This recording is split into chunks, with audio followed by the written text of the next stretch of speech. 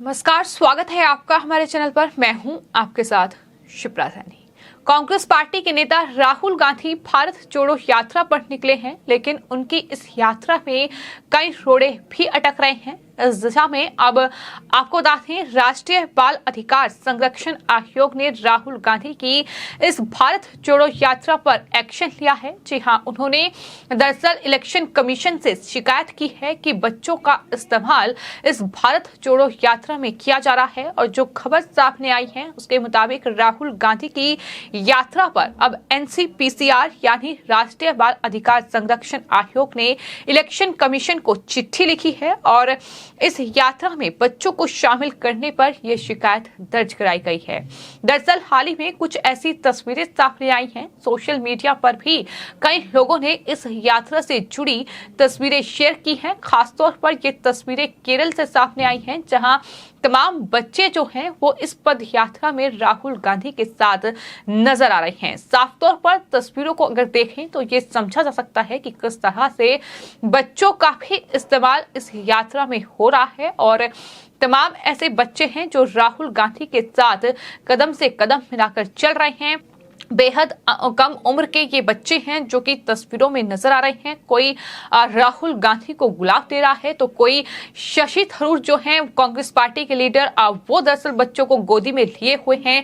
इस तरह की तस्वीरों पर अब NCPCR की ओर से ये एक्शन लिया गया है और इलेक्शन कमीशन को चिट्ठी लिखी गई है। देखना ये होगा कि इलेक्शन कमीशन इस पूरे मामले पर क्या एक्शन लेता है। लेकिन फिलहाल सवाल यही है कि क्या इस भारत जोड़ो यात्रा की शुरुआत जो कांग्रेस पार्टी की ओर से की गई है, क्या इस तरह से अब वोट बैंक के लिए बच्चों का इस्तेमाल भी कांग्रेस पार्टी करेगी? क्योंकि साफ तौर पर तस्वीरों में फिलहाल यही नजर आ रहा है। जिस तरह से राहुल गांधी अपनी इस यात्रा में तमाम बच्चों को भी शामिल कर रहे हैं, तमाम बच्चे उनके साथ चल रहे हैं। बेहद कम उम्र के ये बच्चे हैं। तमाम ऐसी तस्वीरें कांग्रेस से जुड़े तमाम जो सोशल मीडिया प्लेटफॉर्म है वहां पर ये तस्वीरें शेयर की गई हैं, जिसमें देखा जा सकता है कि बच्चों के साथ कांग्रेस पार्टी के नेता राहुल गांधी ये पद यात्रा कर रहे हैं। जो भारत जोड़ो यात्रा की शुरुआत की है उन्होंने, कश्मीर से लेकर कन्याकुमारी तक वो ये यात्रा करेंगे, ऐसा दावा कांग्रेस पार्टी कर रही है। 3500 किलोमीटर की ये यात्रा 7 सितंबर से शुरू हुई है।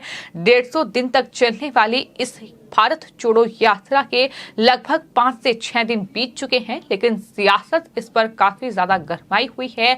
तमाम जो मीम्स हैं वो कहीं ना कहीं इस यात्रा को लेकर तमाम सोशल मीडिया यूजर्स शेयर कर रहे हैं, यानी एक तरीके से मजाक भी इस पूरी यात्रा का बन रहा है।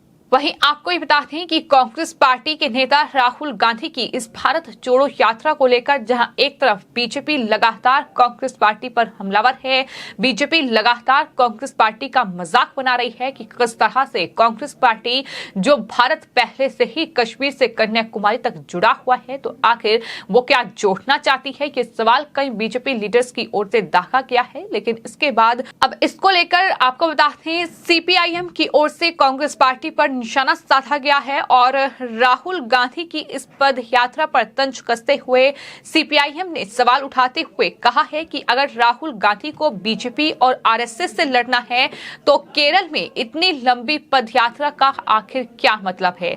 यानी सवाल उठाया गया है कि केरल में जो लगातार राहुल गांधी पिछले कई दिनों से ये पद यात्रा निकाल रहे हैं, तो आखिर इस पद यात्रा का क्या मतलब है। हालांकि कांग्रेस ने भी इसे लेकर पलटवार जरूर किया है। CPIM ने राहुल गांधी का एक कार्टून ट्वीट किया है, जिसमें उन्होंने लिखा है कि भारत जोड़ो या फिर सीट जोड़ो।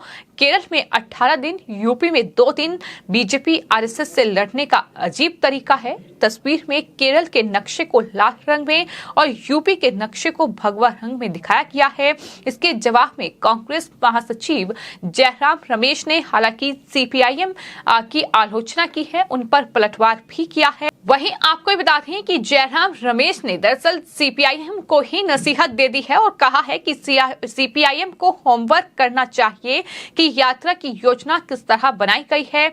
जयराम ने केरल में सीपीआईएम को बीजेपी की ए टीम और इशारों में मुख्यमंत्री पिनराई विजयन को मुंडू मोदी तक बता दिया है। इस तरीके के शब्दों का इस्तेमाल किया जा रहा है, इस तरह से निशाना साधा जा रहा है। सीपीआईएम आपको ये बताते हैं कि पश्चिम बंगाल और साथ ही साथ बिहार वो राज्य हैं जहां कांग्रेस पार्टी सीपीआईएम के साथ गठबंधन में है, लेकिन केरल में इस तरह से सियासत जो है वो इस पूरे मामले को लेकर दोनों पार्टियों के बीच जारी है। यानी केरल जाहिर तौर पर जहां सीपीआईएम का वर्चस्व है वहां कांग्रेस पार्टी जिस तरह से सेंध लगाने की कोशिश कर रही है। केरल जहां वायनाड में जो है संसदीय क्षेत्र राहुल गांधी का है और वहां से ही इस पदयात्रा की शुरुआत की गई है। इतने दिन वहां पदयात्रा जो है वो राहुल गांधी करेंगे और उसी को लेकर सवाल दागा किया है कि हमला बीजेपी और आरएसएस पर, लेकिन पदयात्रा केरल में तो यही सवाल सीपीआईएम ने पूछा है जिस पर कांग्रेस पार्टी भड़की हुई है।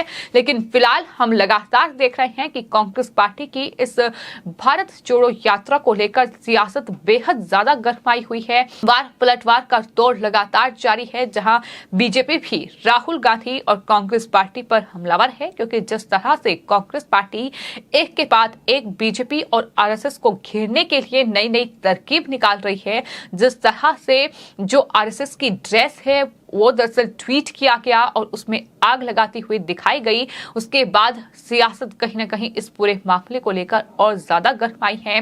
भारत के किसने टुकड़े करने की कोशिश की है ये लगातार बीजेपी कांग्रेस पार्टी को याद दिला रही है।